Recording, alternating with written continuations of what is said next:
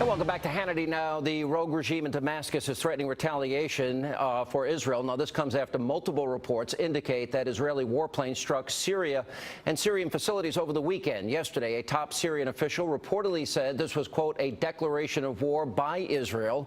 And while the Israeli government will not confirm nor deny the airstrike, an official told Fox News that the country is determined to prevent a transfer by the Syrian government of advanced weaponry to other regimes, and particularly terrorist groups like Hezbollah. Now, earlier, the White House responded to the reports. Watch. Israel has, for a long time, been justifiably concerned about the transfer of sophisticated weaponry to Hezbollah. This is not just chemical weapons, but sophisticated weaponry to Hezbollah. And it is certainly within their right to take action to protect themselves. Now, meanwhile, there are also reports that the Israeli military, in response to the escalating tension, has deployed 2 Iron Dome batteries in the north. And this potential airstrike is raising questions about what this means for us here at home and if the U.S. should have taken a greater role in addressing the crisis, especially after the president drew his little red line, his meaningless line in the sand. Joining me now with reaction, columnist, author, the one and only Coulter. How are you? Fine, thank you. How are you? That's our big fist pump. Well, the president drew the red line in the sand. It's funny, some idiot talk show has actually said that I was calling for war against Syria. No, I'm saying that if the president draws a red line in the sand, right, and then the person crosses the red line, right, that sends a pretty weak message that we're weak to our enemies, emboldens them, and it tells our allies that you can't count on us. No, it's very embarrassing. I told someone today that the New York Times yesterday was reporting, the headline was, President's off-the-cuff remark creates problems with Syria. Oh, it's an off-the-cuff remark?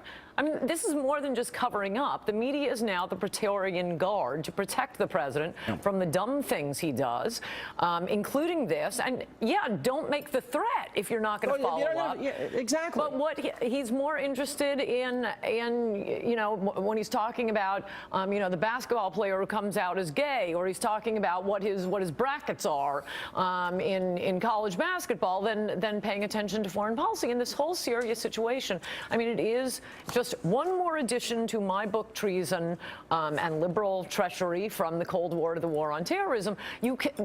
Our country is always put in a more dangerous position after Democrats have been in the White House. I mean, no matter who comes in 3 years from now, we are going to be in a lot more trouble than we were, certainly when Bush left office. Not only has Obama allowed Iraq to disintegrate, and that's a lot of the problem with Syria now. You have Iran trying to dominate Iraq and Syria to gang up together with Islamic lunatics. But we could have done something in Syria 2 years ago. This is what is so heartbreaking about Syria. When Assad first starts slaughtering his people, the insurgents were just normal Syrians minding their own business who are being murdered by this crazy dictator. About 80,000. If we had stepped in then, we would have been aiding people who are not Al-Qaeda, who are not Muslim Brotherhood. But no, Obama goes out and gets an ice cream, and who steps in? Al-Qaeda.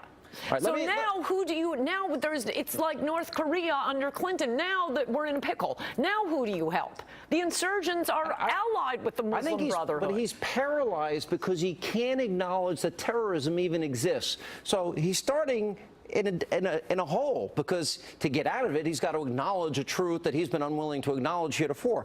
Let me ask you about Benghazi. I think this could be the defining week of his presidency, yes, because we had incompetence before by denying the security that was requested, incompetence by not sending in the assistance that was also requested and required, and then, of course, the lies, the cover-up, and the scrub talking points that were actually right in the beginning that were done for political purposes. Yes, and this ought to be a turning point for the media, too. I mean, this couldn't have happened if it were a Republican president, because the media would not have allowed a Republican administration to openly lie to the American people about the the attack on our embassy, led by Muslim terrorists, being, just a spontaneous demonstration that was based on a videographer here in America, who, by the way, is still in prison. Yeah. He is still in prison. That whole big show about how, no, it was this American who had the YouTube video, and you had, Obama referring to it, Hillary Clinton referring to it. Remember, Hillary Clinton went up to a man whose son died and could have been saved after the initial attack on Benghazi, and said to him at his son's funeral, don't worry, we're going to get the guy who made this video. One other thing I wanted to ask you about. The South Carolina Democratic Party chairman spoke at the Jefferson Jackson Democratic Party dinner and said he intends to help send Indian American Republican Governor Nikki Haley back to where she came from. Let's roll the tape. Now, at this time, I'd like to introduce, now do I call him Senator or do I call him Governor Shaheen? What do I call him? And about 18 months from now, hopefully he will have sent Nikki Haley back to wherever the hell she came from. And this country can move forward. Back to wherever the hell she came from. Imagine a Republican said that. This is the head of the Democratic Party. No, a Republican would never say this. This is covered in my book, Mugged. All the racism, the Jim Crow laws, the slavery, this all came from the Democrats. Fortunately, Republicans now outnumber Democrats in the South, but you still get the vestiges of it with guys like this. Unbelievable. Imagine a Republican said it. Be all over the place. No Republican would say it. I agree. No conservative. This is classic Democrat behavior. I mean, look, remember... Wait, we can go back. There are people in the Republican Party that say stupid things. Stupid things, but the racism is endemic to the Democratic Party. You had, I mean, just casually recently, Biden talking about Obama being clean and articulate, and Clinton saying, a few years ago he would have been getting my suitcase, and Harry Reid saying he's not, it's so wonderful that he can speak, he doesn't speak in a Negro dialect unless he wants to. No Republican on earth would ever say those things. But Democrats think, yes, but we have you all on welfare and have destroyed the black family in America, so we don't owe you anything else. Just keep voting for us and don't expect us to do anything for you, black Americans. Coulter, great to see you. Great to see you.